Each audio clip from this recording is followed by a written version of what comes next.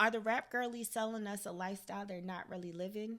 Did the US just lose Switzerland as a neutral ally? How is the energy in the world this week shaping our culture, our music, and what we see online? All that and more. Let's check it out and see. Whoosh of the stars, a leap through the veil. Hey guys, it's your girl Bobby Ray, and welcome back to What's in the Cosmos, the show where we break down what's happening in culture, music, the internet, and the cosmos, so you don't miss a beat and you stay spiritually aligned and culturally aware. Okay, guys, let's quench our thirst with a little celebrity tea. So Zendaya has really been still in the spotlight lately. She's currently on a high-profile press tour for her upcoming movie, The Drama, set to release April 3rd, 2026. And while we patiently wait for her to return as MJ in the next Spider-Man Brand New Day, dropping July 31st, 2026, she's been everywhere. Now, lately, she's been making headlines not just for the film, but for how she's presenting herself. She's been introducing a method of dressing strategy inspired by the classic wedding rhyme: something old, something new, something borrowed, and something blue.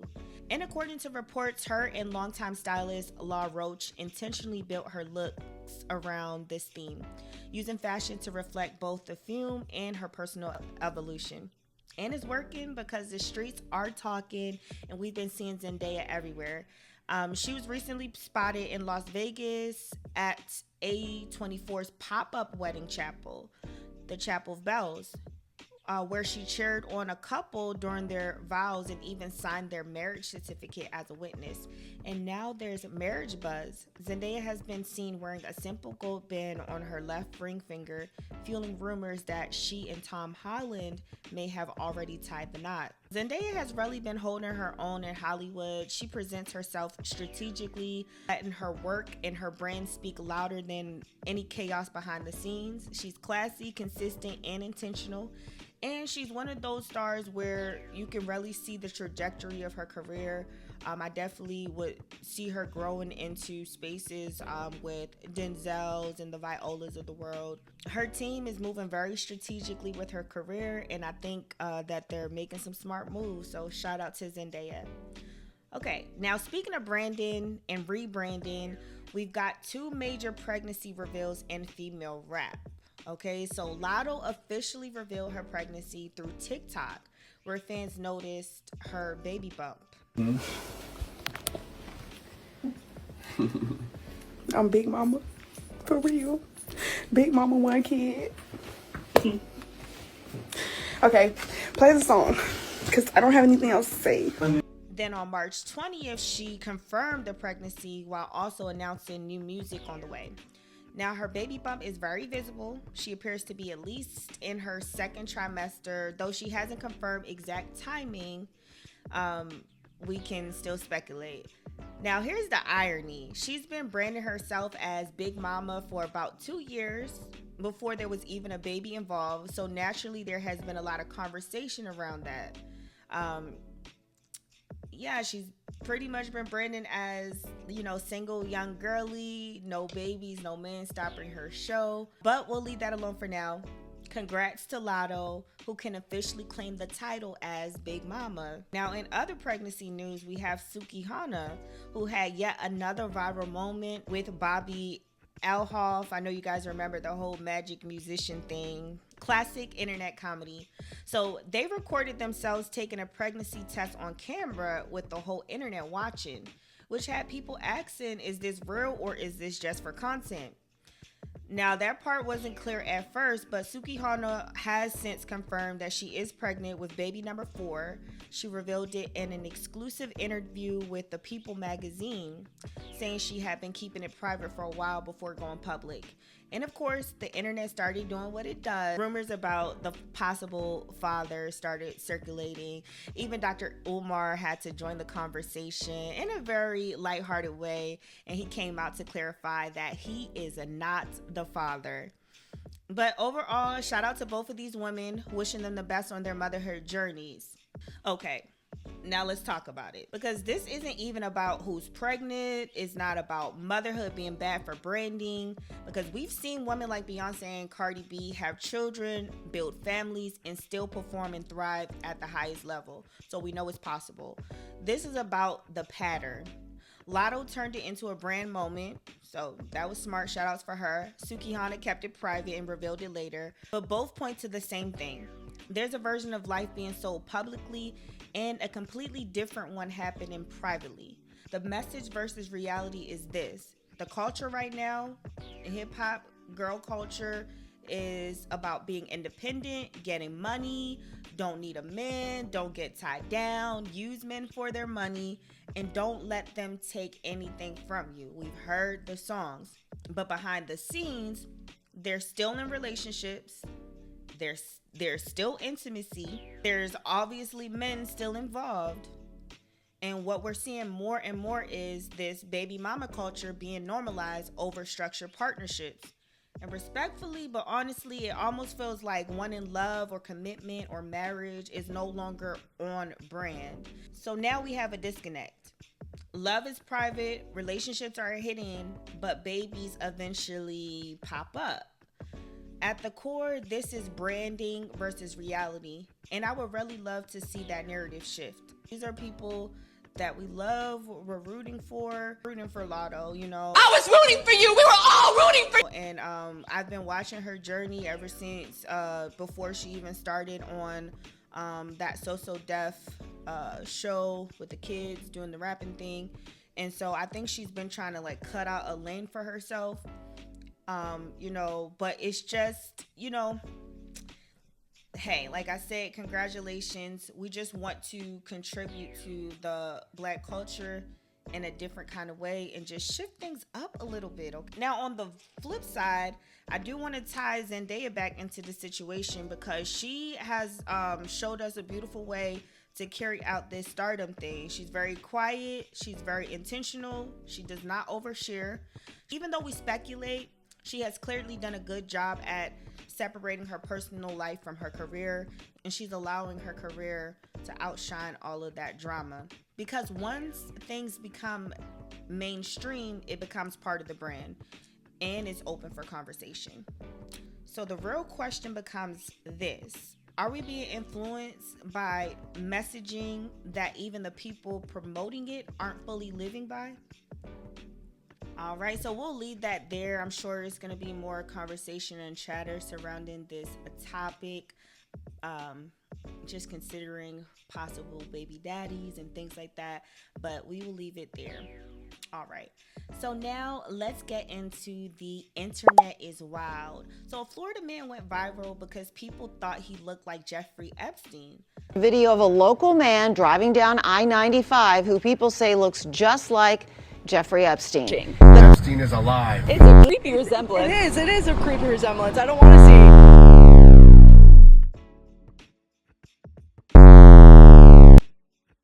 see bigger. That's Epstein.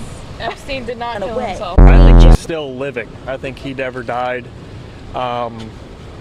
He could still be back on the island. So people just, you know, getting into all that conspiracy theory things, to the point where they were reposting this guy and captioning and threatening, treating it like it was a fact that it was in fact Jeffrey Epstein. So he did come forward letting people know that he is not in fact Jeffrey Epstein. I'm not Jeffrey Epstein. I'm Palm Beach Pete. Just me being me, and it's a crazy phenomenon that has went really viral. But yes, guys, the internet is wild. Now, this one got a little deeper. Naomi Piola, a lawyer from Zambia, posted a selfie online. But because she doesn't fit society's standards of conventional beauty, the internet turned on her. Hundreds and thousands of comments flooded in, many of them harsh, personal, and focused on her appearance. People literally picking her apart and judging her in the comments section. But her response, instead of deleting the post or shrinking herself, she did stand on it, and her energy was basically this: I'm not letting the internet define my worth. I know who I am, and I am not shrinking for anyone. And so there's an audience for everyone on the internet. After she shifted that narrative, truly alchemizing all of that energy, people began to support her, respecting her confidence, uplifting her. So what started as criticism turned into a whole empowerment movement. And this is the thing about the internet.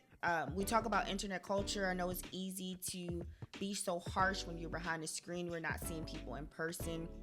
It's easy to tear people down.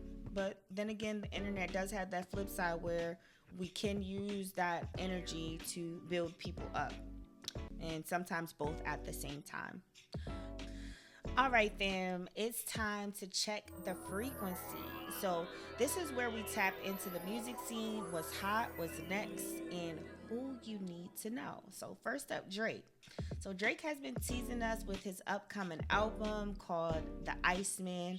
He has not officially confirmed a release date, but snippets are already circulating the internet. So the timeline is watching closely, so we are excited, or I am excited for some new Drake music. So in this section, I want to start highlighting artists who aren't getting mainstream attention yet. So today's spotlight artist is Marsha Hughes. This is her song "I'm Not Human," found on TikTok. I'm calling you, I'm calling. And I'm calling you, I'm calling. So if you guys like good music, go ahead and check her out. Now that we got the frequency, we got the move right for this week, we are heading off the radar. Did you watch the news yesterday? No? Don't worry, I got you. Where we talk about stories that aren't dominating your headlines but have real impact on your world, your safety, your money, and your freedoms. And I'm breaking it down in real talk so you actually understand what's going on. So let's get a little bit serious quickly here. This is something that just happened within the last 24 hours, so it is still unfolding. Reports are coming in that Iran launched ballistic missiles toward a major military facility in the Indian Ocean, known as Diego Garcia. Now, if you never heard of it, let me break it down. Diego Garcia is a strategic military base used by both the United States and the United Kingdom. It's located in the Indian Ocean, and it plays a major role in global military operations. Think of it like a launch point or a hub for missions connected to the Middle East and South Asia.